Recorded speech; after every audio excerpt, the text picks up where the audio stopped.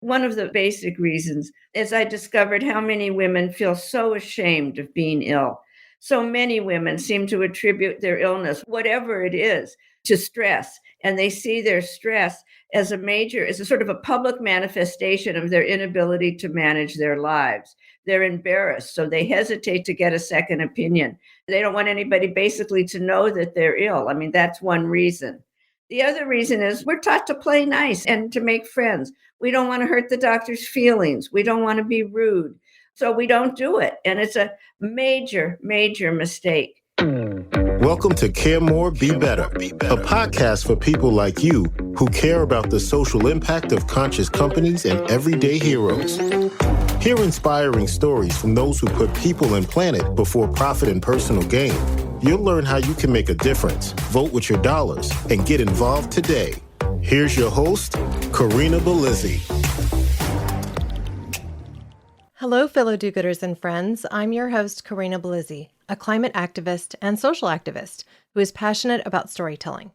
My goal with this podcast is to invite you to care a little more so we can all build a better world together, build a better society, and even regenerate Earth. Today, we're going to explore how women, typically the medical gatekeepers for their families, inadvertently undermine their own care. They hesitate to call the doctor when they don't feel well, and they worry that their doctor visit will take time away from their families or work. They may hesitate to ask doctors the necessary questions and often don't make the most compliant of patients. To unpack this issue, I'm joined by Susan Salenger. She is the author and researcher behind Sidelined, How Women Manage and Mismanage Their Health. It will be released in April 2022, and I have my pre-press copy here that I've just had the pleasure of spending about a week with. So, Susan, without further ado, welcome to the show. Thank you for that lovely introduction. I appreciate it. Well, I have to say, I do understand this journey a little bit from a personal level because I am a woman. I do have 2 boys and a husband, and I do tend to manage their health care. I'm the one that takes them to their doctor's appointments. I'm the one who reminds my husband when it's time for him to get a physical. So I felt this book. I also understand that your personal story, when you didn't ask for a second opinion, even when your gut told you that you should, that really resonated with me. I'd love for you to just start by telling us that story. Why did you choose to go under the knife, even when you believed you did not need to? Well, just a quick backstory, which is I had been on some medication and then I tried some new medication and had some common side effects from it. And the doctor said, oh my goodness, we better do some tests and see what's going on. And so we did the tests and they were normal. And then he said, well, you need exploratory surgery. And I was sure it was the new medication. It was just too much of a coincidence not to be. But I got frightened. And before I knew it, there I was lying on a gurney, hooked up to tubes and orderlies pushing me into this very cold surgery room. And I had the surgery. Everything was fine. I went back to the old medication and that was that. The symptoms stopped. I am and was so ashamed of myself. I could have gotten a second opinion. You're absolutely right. Whatever it was, I had more than enough time to think it through, gain some perspective. I wasn't going to die in the next 24 hours, but I really just didn't listen to myself. And that was that was the impetus for writing the book. So when you get into the second chapter of your book, you aptly titled that chapter, Nice Girls Finish Last. So in my intro, I shared a little bit about that perspective, right? That you're afraid of putting your doctor out almost. Like, why are you in that position in the first place? Like, what is it that's making us choose to put our health before even the opinion of the doctor? Like sacrificing our health in a way for the opinion of somebody who we see once a year in some cases. Right. No, I think that there's a couple of reasons. One of the basic reasons is I discovered how many women feel so ashamed of being ill. So many women seem to attribute their illness, whatever it is, to stress. And they see their stress as a sort of a public manifestation of their inability to manage their lives. They're embarrassed, so they hesitate to get a second opinion. They don't want anybody basically to know that they're ill. I mean, that's one reason. The other reason is we're taught to play nice and to make friends. We don't want to hurt the doctor's feelings. We don't want to be rude. So we don't do it. And it's a major, major mistake. I think what a lot of us don't realize, I certainly didn't until I did the research, is how tricky an accurate diagnosis can be. And that has nothing to do with the competence of the doctor. It's just that there's maybe 20 to 30,000 different diseases out there, many of whose symptoms mimic one another. So for the doctor, it's like looking for a needle in a haystack. Well, they have to respond. They have to figure out what it is that is the actual symptom that they should be treating, which are potentially just kind of noise to the main issue. And I think as we continue to live our lives, especially when we're eating a bunch of processed foods and junk food that isn't health supportive, I mean, that's one of the things I think that women might be ashamed of when they're going to the doctor's office. Like they don't want to tell them, oh, well, I ate half my kid's sandwich and it was just peanut butter and jelly, or I had that bag of chips as opposed to making something wholesome, or yeah, I drank a little bit too much wine consistently and now I'm starting to see weight gain from that or whatever, and that's impacting my health in these ways. I don't want to tell my doctor because this is something I covet in a way, like having mommy time or socializing with friends, or after the kids are in bed, maybe having an unhealthy habit. And we don't necessarily want to share that in, I think, this really transparent way, because it's just hard to admit that your life isn't perfect, I think. Yeah.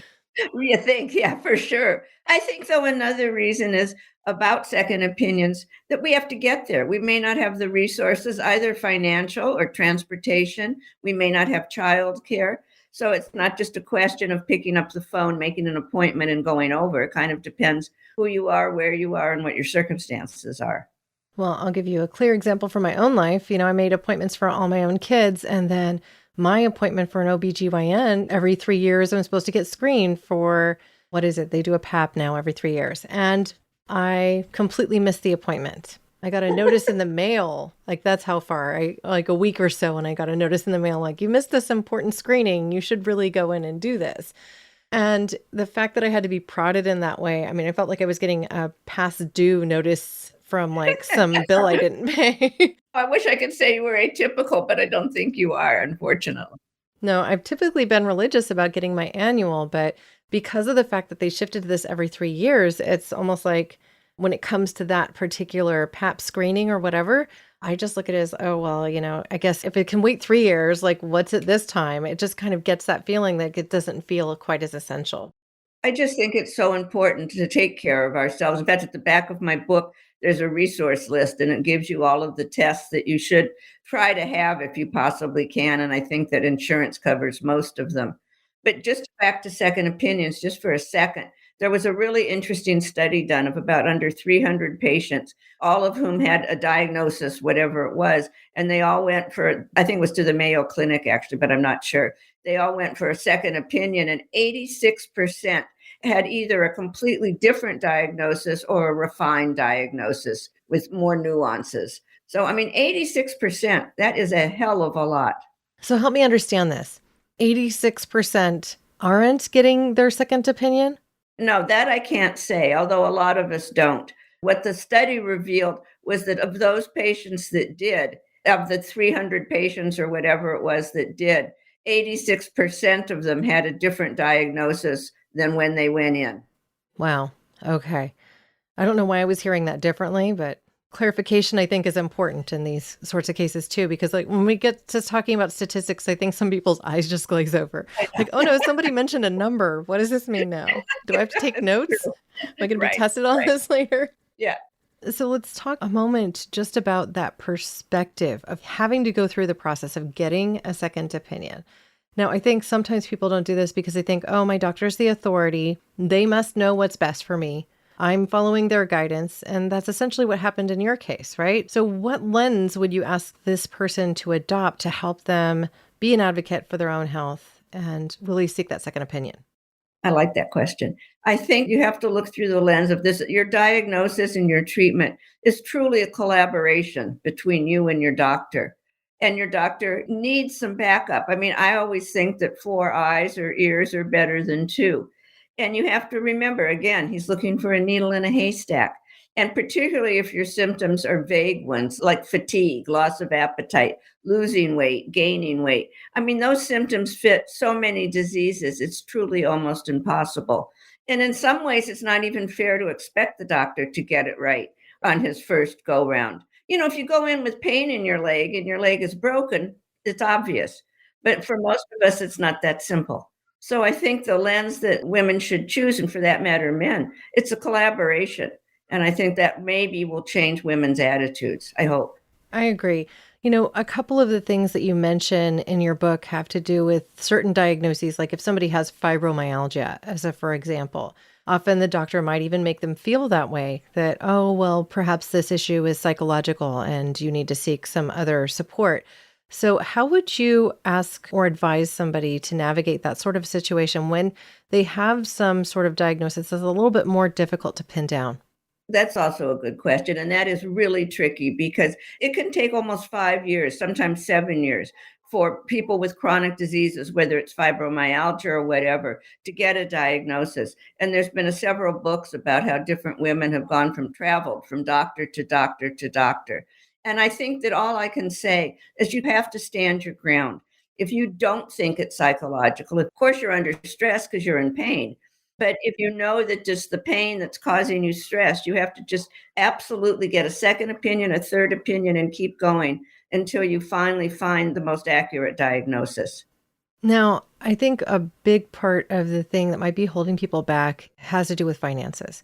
And in some cases, you're paying a copay, and depending on your insurance, that copay might be quite large, or you might have a minimum expense that you have to reach in order to get to that space. So what kind of recourse do individuals have if they're struggling in that way? Yeah, you know what? I don't know. I think that it depends on your insurance.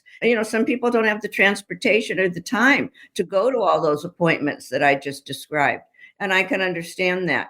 But if you're not satisfied with your original diagnosis, if it doesn't feel right, if it doesn't feel comfortable, don't do what I did. I mean, listen to your gut.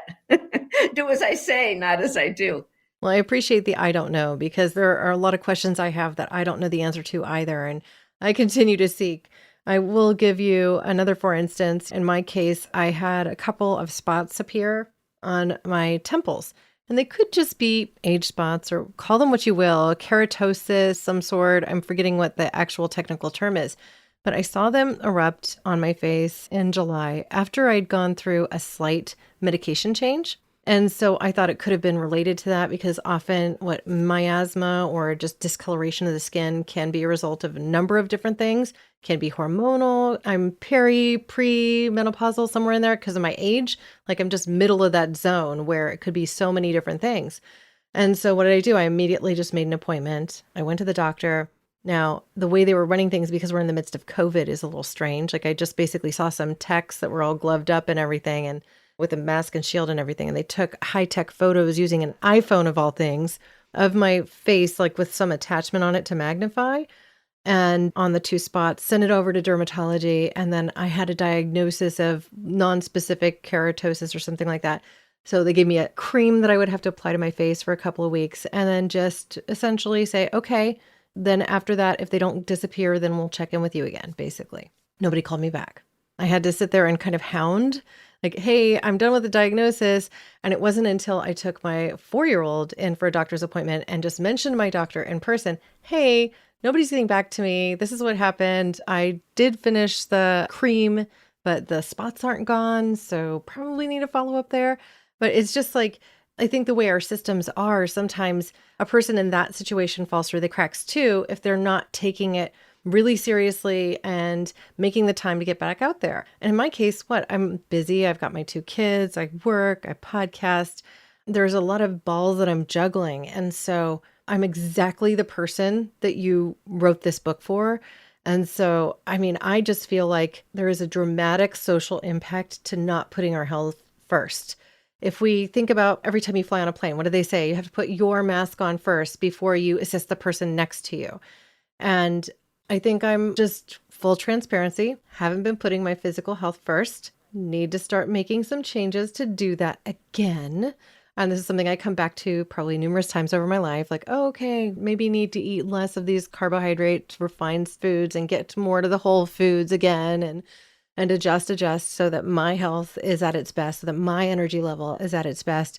And so that if I do have a precancerous lesion, I'm going to heal pretty quick after I get that treatment, as opposed to just being in a spot where I'm going to struggle through the treatment and then struggle through recovery and. Like, I need to set myself up for health, and I need to take that as a responsibility on my own. I think that's really important what you're saying. And I actually heard two things. The first is that there are some definite structural issues in our medical system that make it a lot more difficult for women than it is for men, although we're all up against it. I mean, there's particularly during COVID, there's no question. But I also think that we have to remember that self-care really equals healthcare. Because if you don't take care of yourself, you do let your health go, and then you can't take care of your family in the way that you want to. And I think that that's an important thing to remember. I also think that, again, if you blame yourself, if you become your own victim, it makes it much more difficult to recover. That's right. Well, and if I don't get that screening, if I don't get these checked by dermatology, which I'm going to do now, but if I don't have that occur, then what? I could leave my kids without a parent if I don't take this seriously. Like, that's the worst case scenario. And so, not to be like a Cassandra about it, right? But seriously. No, it's funny. I'm smiling because I have a spot on my face that hasn't gone away, and I keep watching it and nothing change. It doesn't grow. It doesn't shrink. It does nothing. So I too am going to the dermatologist. But I think one of the things that I really object to in a diagnosis is when they say, well, let's watch and wait. Sometimes you want to be conservative. You want to be more cautious than not. But I don't really want to watch and wait to see what happened. I know this isn't right. So I just as soon have it removed unless they think I'm wrong. I don't want to tell the doctor what treatment I need. But on the other hand, I don't necessarily want it to develop into something that's a full-blown serious disease. And my husband had melanoma for a while, just at one couple of different points. And I don't want that to happen. It's scary. Right. Well, in my case, I now know that topical cream that they asked me to put on for a couple of weeks was a mild chemotherapeutic agent.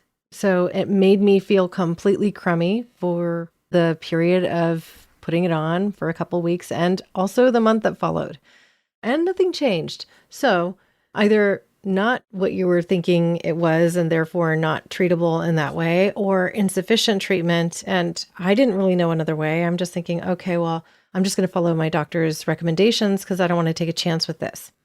And so now at least I'm going to get in front of an actual dermatologist as opposed to a tech just taking a photo with an iPhone, which I'm sorry, but that seems like a little low tech to me. Yeah, to me too. Just a tad. And it can be a dangerous problem. I mean, my husband just thought his foot was dirty. He kept scrubbing it, and he had this spot on it. We didn't see a tech. We did see a dermatologist, and I would have been uncomfortable if we hadn't. So I know just what you're saying. Yeah. Well, I lost my grandmother, my Nida May. I have the same middle name as she. I lost her to melanoma when I was 9 years old. And so, it's like one of those things that, again, I take pretty seriously. Yes, of course. Absolutely. Now, I think that another issue that we're kind of touching on a little bit has to do with women's healthcare versus men's healthcare. And the things that come up for me, particularly because I have a background in nutrition and I've done a lot in the space of heart health, is how heart disease is the number one killer of both men and women, but we really only talk about it with regard to men. And so women don't necessarily know how to identify the signs of a heart attack or even the things that are leading up to a heart attack. If they're not getting screened regularly, if they're not taking their doctor's perspective on those things, if they're not getting blood work done, they don't necessarily know that there's a problem or really what it would take to identify that particular health issue until it's too late. So I wonder what your thoughts are specific to that. And then I'd like to talk about how we medicate men versus women. Aha, I would do. My thoughts on the heart attack, I'll tell you a study because it actually frightened me. There was a study done with a bunch of internists. There was a fictitious male patient and a fictitious female patient. And both patients, they were fictitious, that the doctors were given a script. And both patients had exactly the same cardiac symptoms and exactly the same cardiac risks. And when the first script had absolutely no mention of stress whatsoever, both the man patient and the woman patient received equal treatments. They were all told to go for a cardiac workup. As soon as the female patient, her script said that she was under stress. And when that script was evaluated, only 15% of the women were told to go for a cardiac workup. So I think that the minute doctors see stress or women patients say they're under stress, it can skew the diagnosis. And I think that that's a very dangerous precedent. I have two daughters, both of whom are older, and I've told them just from my research that if you think you're having a heart attack and they tell you that it's stress, or if you're told it's stress, or if you're told it's a stomach ache, insist on an EKG. You must get an electrocardiogram before you leave the hospital, if you go to emergency. And I think that that's very important. I think even in 2022, as sophisticated medically as most of us are, that heart attack symptoms are still misinterpreted in women. And I don't know quite why that is, frankly, because they're just as common in women as it's not an unusual occurrence. Well, and the social impact of that, let's get back to that, is that often women experience heart attacks to the point where they may have been having miniature heart attacks for days on end. By the time that they get to the doctor, they need something like a triple or quadruple bypass because they've so damaged their heart and they didn't even really know it was happening. So this happened specifically in my circle. I had a nanny and she had texted me in the middle of my workday. I work from home. I was nursing, so she would text me like, hey, someone's time to feed baby type thing now and then. And a text came through. That's what I expected. I picked it up and she said, I'm really not feeling well. Come upstairs as soon as you can. I was in the middle of a meeting. So I just said, okay, I'm sorry. This never happens. I need to go. Got off the call, went upstairs. And she said, well, I'm nauseous and I've had a headache off and on for a few days now. And I just said, okay, but you never call in sick. And we can talk about that too, the fact that women often work when they are not feeling good. But she never called in sick. She was always there, very reliable, like everything you would want in somebody that's going to be taking care of your children and there to support you every day, but to her own detriment in this case. And I just looked at her and I said, we're going to the hospital right now. We're getting in the car. Oh, but what are we going to do with the baby? I don't want to bring them to the hospital. That's where all these sick people are. Again, putting him first, putting my child first. And I said, we are getting in the car right now. So I get her in the car thinking, okay, call her husband. He's going to meet us there. Like, this is the whole real story, right? I didn't want to call 911, wait for a van to come show up and pick her up and take her to the hospital. I was identifying already the signs of heart attack. And the fact that she said that she'd been experiencing these symptoms off and on for a few days, like I was just like, we're getting to the hospital now. She ended up, having to vomit in the bucket that I brought in the car with us because she was so sick. We get to the ER and I'm just like, somebody needs to see her right now. I'm fairly certain she's having a heart attack. Here's her symptoms. She says that she's been experiencing these symptoms for a couple of days now.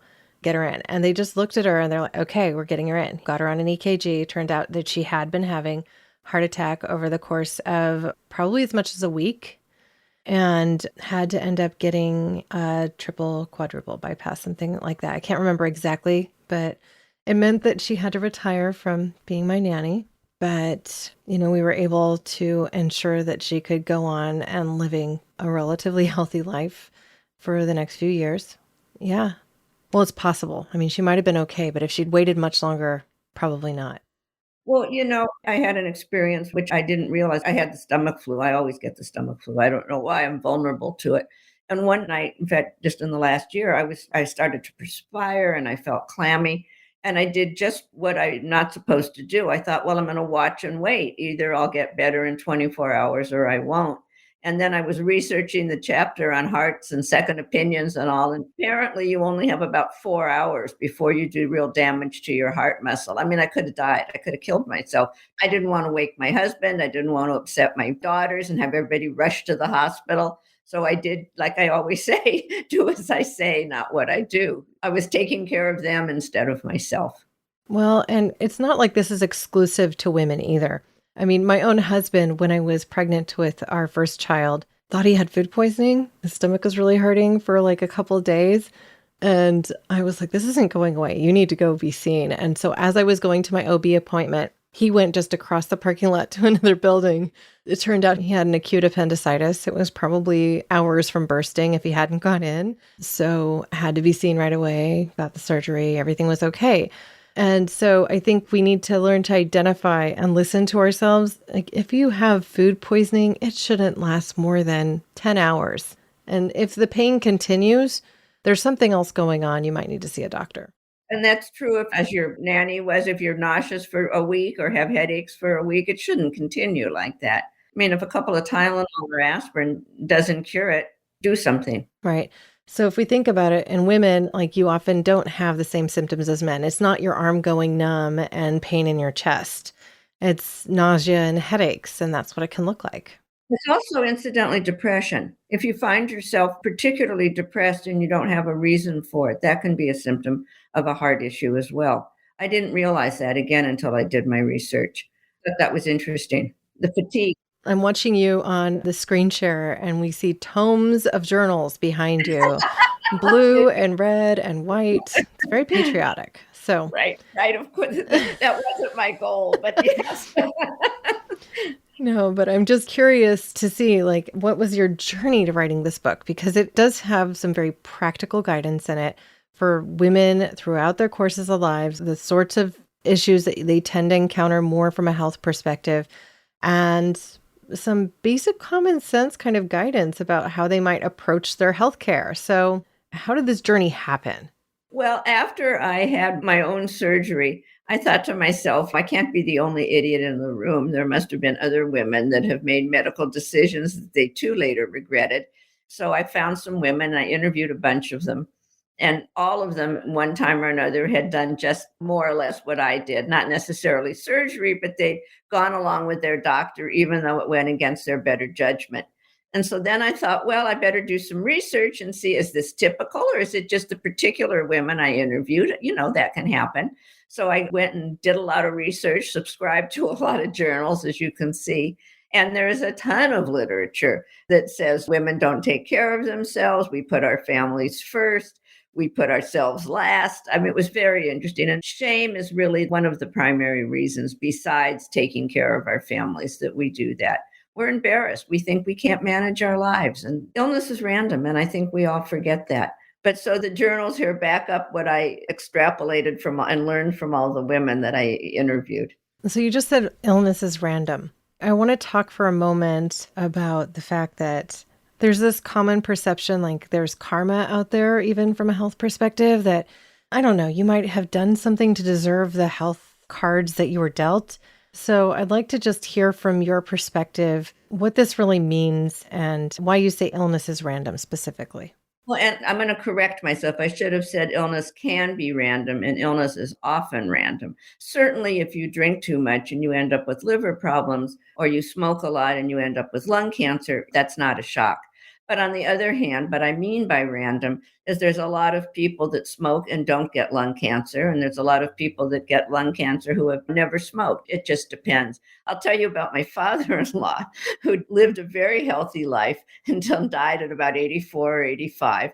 He ate nothing but red meat, smoked cigars for most of his life, never exercised, hated vegetables, wouldn't look at a carrot. And as I said, lived to be a healthy 84, 85, whatever he was. I, on the other hand, I mean, I exercise 3 or 4 times a week. I have a very disciplined diet. My blood pressure is higher than his ever was. So sometimes it's just the luck of the draw, it's genetics. You can't say, I did this, so therefore, if I don't do this again, I won't be sick. And I think we all want to find the reason that we're ill. It gives us a sense of control. But I think it's a false sense of control because we really can't control it. In answer to the stress issue, I think there's a lot of women who are stressed and who get sick. There's a lot of women who are stressed and don't get sick. There's a lot of women who aren't stressed and get sick anyway, or they're stressed less. I mean, I just don't know that you can say, well, it's because of this or because of that. If I'd only napped more, I wouldn't have gotten sick, that kind of thing. Well, to speak to that, the science behind it is actually quite clear too. So if you've taken a genetic test from 23andMe and take some of their health screening questions, they'll actually reveal some of what your genes tell you about your health, right? And so I, for instance, found out that I'm of a particular genotype that for some reason is associated with less fear of heights. Well, I'm not afraid of heights at all. And so, yeah, I know, really interesting stuff. So even attached to behavioral things. They've also identified if you have the ApoE4 genotype and more than one representation of it, you're going to be much more likely to develop cancers. And so early on, when geneticists were kind of unveiling all this really incredible research, they were really battling the ethics of sharing with people what their genotypes were. how that the specific genome that you have impacts the likelihood of your health to remain constant. And also the fact that there could be an ethical quandary when it comes to insurance and medical insurance. This is a good deal of the reason rather that many people choose not to get their genetic test done. They're fearful that eventually it could be used against them, right? Yes, it is. It was just in the paper. That whole article was on what people don't want their insurance companies or themselves to know. Right. Well, because if you know it and then you share it with your medical care provider, like, oh, well, I was just looking on 23andMe and it turns out I have a higher likelihood of developing Alzheimer's and early onset. So I want to talk to you about that. Does that now become part of your medical record? Is that going to somehow impact your healthcare long term?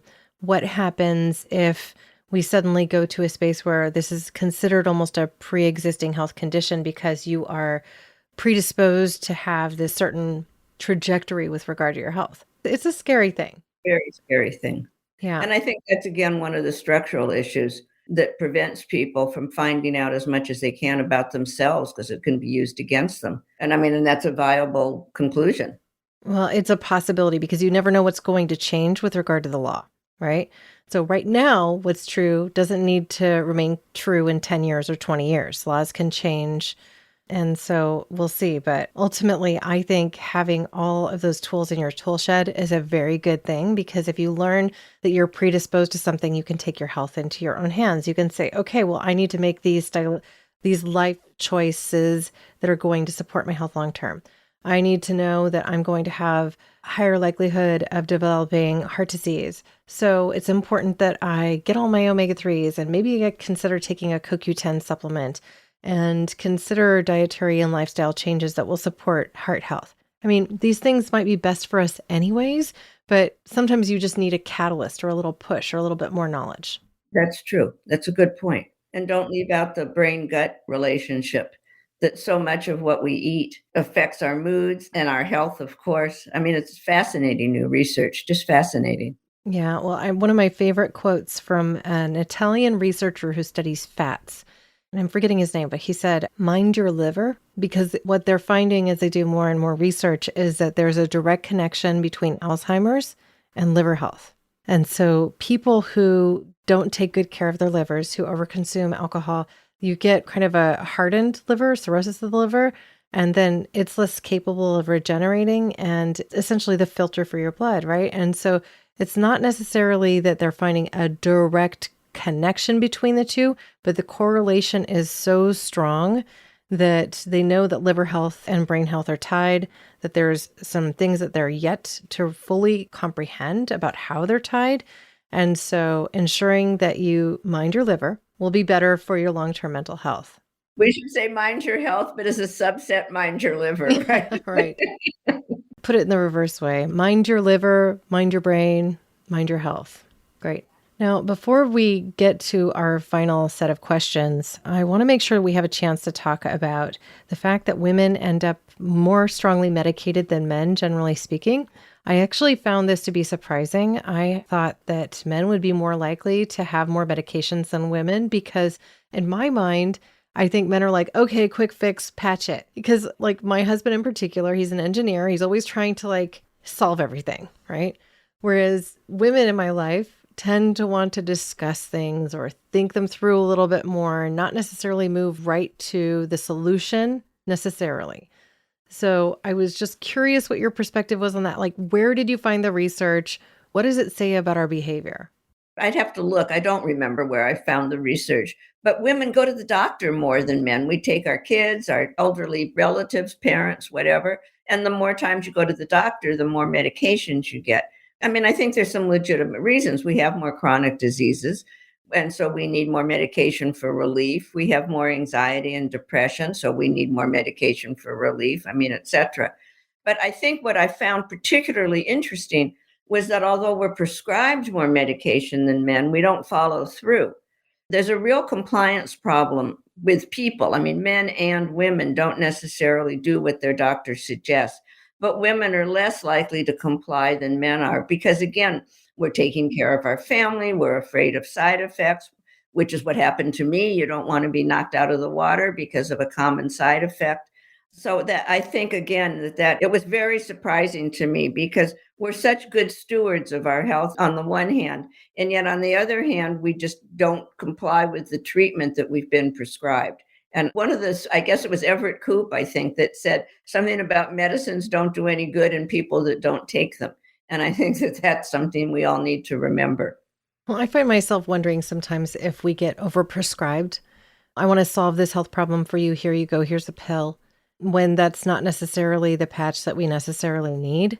Well, and I think that another problem that is also a structural problem, New Zealand and the United States are the only two countries in the world that allow pharmaceutical companies to advertise their medications directly to consumers. And it's very, very, very successful. I think it's something like 40% of people that see an ad, men and women, that see an ad for a medication on television will phone their doctor the next morning to ask about it or request it or whatever. And I mean, that's terrible. We're prescribing medications for ourselves without perhaps the necessary pharmaceutical or chemical background to know what we're asking for. I just think that this advertising is very, very, very serious. The medications that are advertised sell 9 times more than medications that aren't. So it's very tempting for the pharmaceutical companies to advertise a particular drug, and they spend millions, if not billions, doing it. Their advertising budgets increase annually. Well, that's because they're making shit. Yes. Yes, they are. And I was going to say that, and I thought, whoops, you better not. I mean, they have more money to spend because they're making more money, and if they just keep ratcheting it up. So I think of a couple of specific ads that I've heard in the past couple of years, and I don't want to name a specific drug or a specific drug company because I'm a little scared of getting sued for something and saying it wrong, right? Like, because I'm going from memory here. But there was an ad that I saw where they were basically giving a drug for rheumatoid arthritis and saying in the end, side effects may include, and among the list of side effects that it could include were leukemia, which is cancer. And so, I mean, it's like, let's think some of these things through a little bit more. Some of the drugs that you may be prescribed can actually create more problems than they solve. And one of the biggest drugs out there, or one of the most commonly prescribed drugs, is a set of drugs to help you sleep. And the reality is, if you're not sleeping, there are typically other underlying reasons that you're not sleeping that can be addressed through diet and lifestyle as opposed to taking a pill. And the moment that we start to go over that edge and say, okay, well, I'm going to take this pill to sleep, the quality of sleep may not be good. It's a drugged sleep. You wake up groggy. You may not feel as clear throughout your day because it's not the same kind of quality sleep. And then now you're over caffeinating and suddenly now you're starting to feel anxious and now you get another pill for anxiety. And this is impacting your mental health. And now you need another pill for your mental health or depression. And so there's like a cascading set of events that occur from the first drug being prescribed, which you may not have needed in the first place if you'd made a few diet and lifestyle changes. And I'm not trying to preach here, but I just think these things are common sense. Like we know them in our bones in many cases. And it's really tough for people, I think, to go against the doctor recommendation. Oh, well, you're having trouble sleeping. Let me make a prescription for Sonesta or whatever. And you say, oh, okay, well, I'll do that. You do that. You get a cascade of other effects from it that you could have eliminated by simply not taking that drug in the first place. Well, 2 things. I want to go back to what you said about the side effects of leukemia, because that sort of happened to me. I have an arthritic thumb, and I mean, it hurts. So I went but I didn't know it was arthritis. So I went to the doctor and she said it's arthritis, and she gave me this medication. And fortunately, because of all my research, I looked it up. Well, I'm taking Lexapro for depression. And so one of the side effects of this particular drug with Lexapro is a brain bleed. Now, would you rather have a sore thumb or a brain bleed? I mean, it was an easy decision. But the other thing I wanted to say, too, is that Americans take approximately 4 prescriptions. Each American takes an average of about 4 prescriptions every day. That's a lot. All of these drug ads that are advertised towards consumer are mostly aimed towards women, because I think we make like 80% of all healthcare purchasing decisions. So if you notice your drug ads, the protagonist is frequently a woman with a child, because we're caretakers.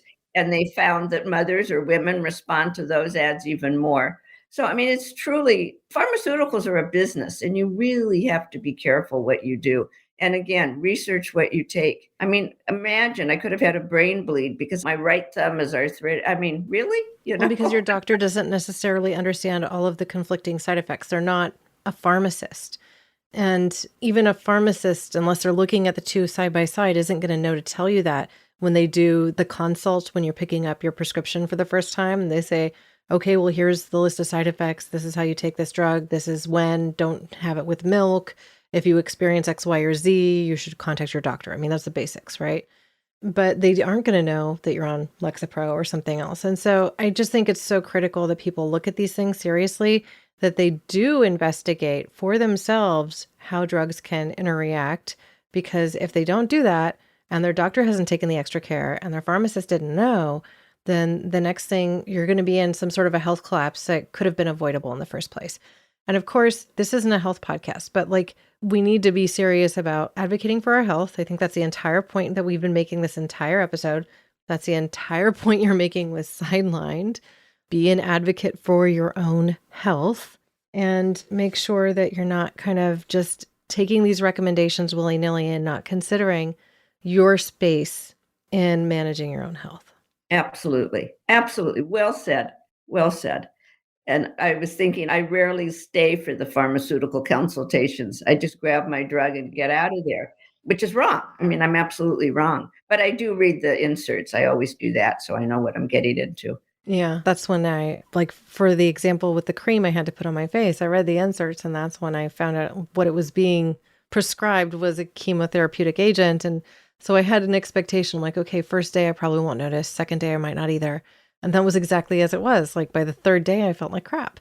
And that's the way these things are. And at least if you're walking in with eyes wide open, you understand what to expect. You understand what the treatment is. You have an open conversation with your doctor. You share transparently what your experience is. And if there's something that comes up that shouldn't be there, then they can address it with you. And so it's just, we need to be a little bit more transparent about ourselves with our doctors. I think that's one of the key points. We need to advocate for ourselves and to put ourselves ahead of the line when it comes to the kids and such, because I think if we put ourselves at the front, we'll get it done. Well, and I think it's important to remember that a lot of the drugs, for example, are tested on men. So women do have more side effects. We're smaller, we weigh less. Not all of them, but a lot of them are tested on the male body. So when they're prescribed to women, the effects are different than perhaps the researchers anticipated. Well, and it even varies by race and ethnicity too. So yeah, I mean, there are different ways that health concerns present in different cultures of the world. If you have Asian descent versus European, you might respond to that medication differently. One of the things that we actually covered in an earlier episode of Care More Be Better with Godfrey Coker, he is an African-American male, and he works in that side of the world, working with genetics and disease and things like that. And he stated plainly that African-American people respond differently to a lot of the medications and are underrepresented in the clinical trials. So because they're underrepresented in the clinical trials, the side effects that they see aren't necessarily cataloged the same way. And that means that the drugs don't work as well on that population. And so these are systemic problems that we need to work through. Awareness is the first step, right? Absolutely. Awareness is critical. If you're aware, you have some control to do something about it. You need to recognize and learn to deal with the hurdles that you're going to have to jump because of the systemic issues. Exactly. Start with being your own advocate. You got it. So I will recommend that everybody pick up this book. I know it's coming out in April. And so this episode will likely air right around the time that the book is published. This will be produced as both a video on YouTube and possibly also offered on Facebook, also as an audio file wherever people listen to podcasts. So I wondered if you had any closing words, or if there was a question I asked that I haven't already, you could ask and answer it. I will. There was one question that I get every single time whenever I discuss my book, and that is, should I go to a male doctor or a female doctor? I find that question surprising. And I have to say, I actually didn't, because it seems so tempting to say, well, of course, female doctors, blah, blah, blah, blah. But actually, I think the first thing you need to do when you go to a doctor is research, a new doctor, is research and find out, be sure they're competent, see where they did their training, see where they got their education, where did they do their residency or their internship, what's the quality of the hospital, etc. And the second thing I think you need to do is find somebody with whom you're comfortable. I don't think it's a gender issue. It's a competency issue and a comfort issue. And that can depend on you and the particular individuals involved. I have a male doctor that always asks how I'm doing, and I have a female doctor that never does. And usually they say, oh, we'll go to a female doctor, they'll talk to you more. Well, it depends on the doctor. And I think that that's very important. Yeah. Well, I feel like I'm lucky with my doctor because even though I begrudgingly went from a PPO to an HMO, it was a savings, such a significant savings that I just had to. But she is one of the most thoughtful doctors I've ever had. She really listens and doesn't make me feel rushed with the kids or with her. And so my husband sees the same doctor, my kids are seeing the same doctor, and I just think that's great. So if you find that, then hold on to it until you have to let go. The previous doctor I had to let go of because Facebook made her an offer she couldn't refuse. And Okay. I couldn't believe it. They have doctors on campus there because they want to keep you there. Like, Yeah, I didn't know that either, actually. That's interesting. I don't blame them. yeah, just having to go from working 5 days a week in a private practice to only working 3 and getting more money. I mean, Let's see, right? That's like sore thumb, brain bleed, right? right, exactly. So anyway, I've really enjoyed this conversation. It's a topic I'm passionate about, obviously, and everybody needs to care about their health, but there is a tremendous social impact to women putting their health second. And you know what? This is one thing we all need to be selfish about. So pick up a copy of Sidelined. And I can also just say that you can find out more about Susan Salenger at susansalenger.com. Right. It's Salenger. That's great. So I will include links to that in show notes. Thank you so much for joining me today, Susan. This has been awesome. Thank you for having me. As always, I'll be sure to include links to the items we discussed today in show notes, which includes a direct link to Sidelined, the book, as well as to susansalenger.com, spelled SALENGER.com. I hope you'll share this podcast with members of your community, your family, and friends. You could forward the link to this specific episode, or even just grab their phone. Go ahead and subscribe to the show for them and download this specific episode. I know that's what I have to do when I'm with my parents and I want them to hear something because they're a little less tech savvy than some. Now, if you haven't already, I hope you'll write us a review. We want to hear from you, and this will also help us climb the charts and reach more people. You can even leave us a voicemail directly on our website, caremorebebetter.com. Lean into discovery, stay curious, ask questions, and get involved. Thank you, listeners, now and always, for being a part of this pod and this community, because together we really can do so much more. We can care more and we can be better. We can even regenerate Earth. Thank you. Thanks for listening to Care More, Be Better, a podcast for social good. To make sure you never miss an episode, subscribe, rate, and review wherever you listen to podcasts, and share with your friends to help us reach more people and spread more social good.